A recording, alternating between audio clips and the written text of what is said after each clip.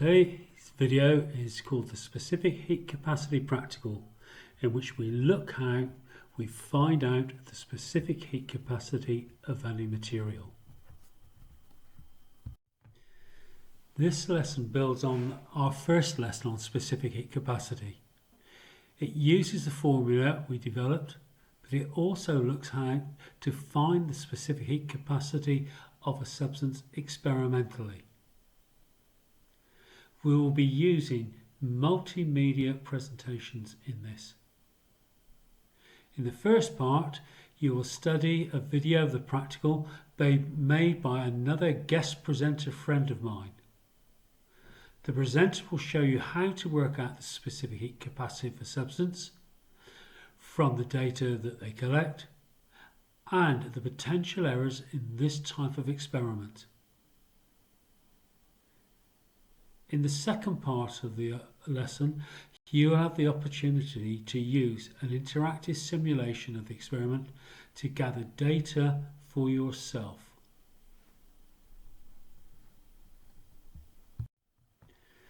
Specific heat capacity is a physics required practical, but we do not formally write it up in Year 9 because we tend to use it in Year 10 with the energy topic, as at that stage you have also covered the concepts of energy and power and be able to calculate the amount of energy used in each experiment. What is important now is that you get a sense of the order or sequence in which things are done. What are the control variables, what measurements are made, and what the possible errors are. You will need to click on this link to load the video, but make sure you're clear on the instructions how to use it first.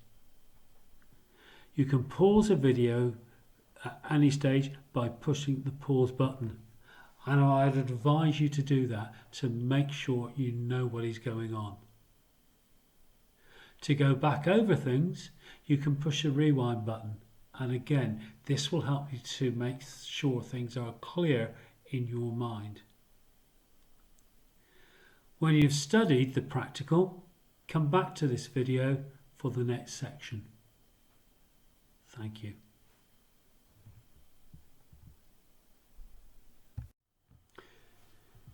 Now for the specific heat capacity simulation.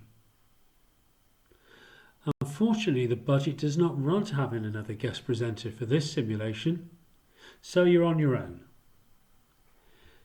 To load the simulation, you'll need to click on this link. But before you do so, follow the instructions on the next two slides first and make sure you know what to do before clicking. Right, to access the specific heat capacity simulation, what do you need to do? When Focus Learning opens, select the icon for Physics Required Practicals. When that opens, select AQA and then select the icon for Specific Heat Capacity. This will open the simulation. Choose the experiment tab, and before you start, copy the table on the next slide for your results. What I'd like you to do is to take the temperature every 2 minutes up to 10 minutes. Do this for each of the three metals: aluminium, copper and iron. Enter your results into the table.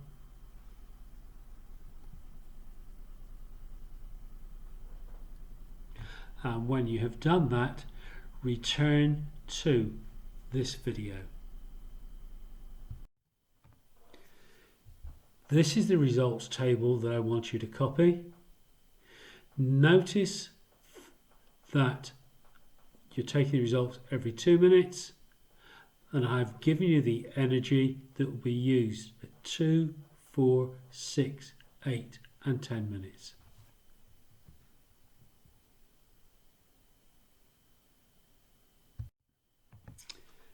the analysis of your results.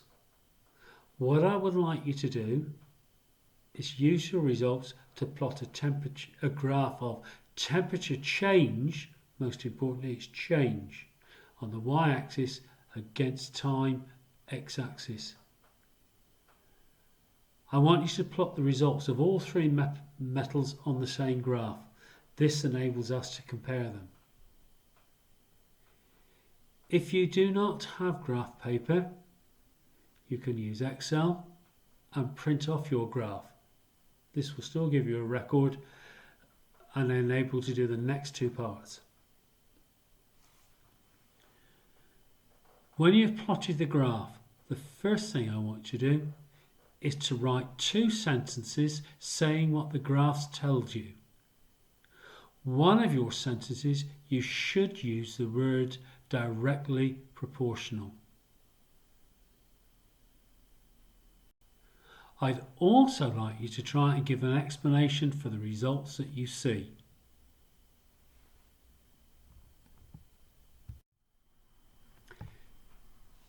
In this activity now, I want you to use the equation to work out the specific heat capacity of each of the 3 metals.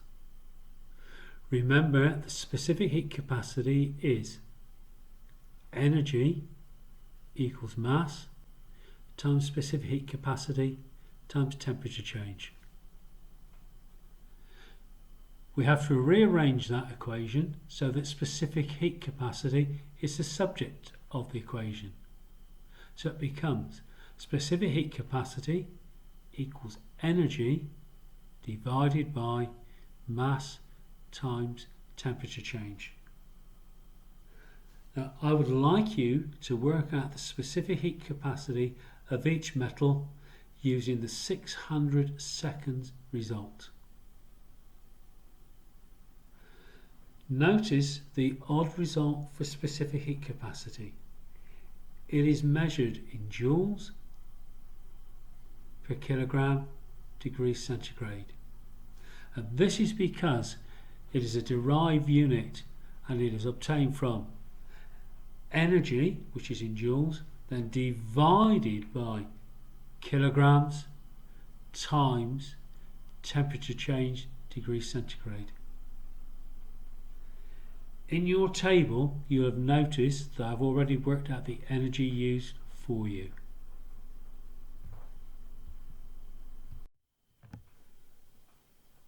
An important aspect of science practical work is how accurate you are. The book values for the specific heat capacity of aluminium is 900 joules per kilogram degree C. For copper, it's 386 joules per kilogram degree C, and for iron it's 450 joules per kilogram degree C.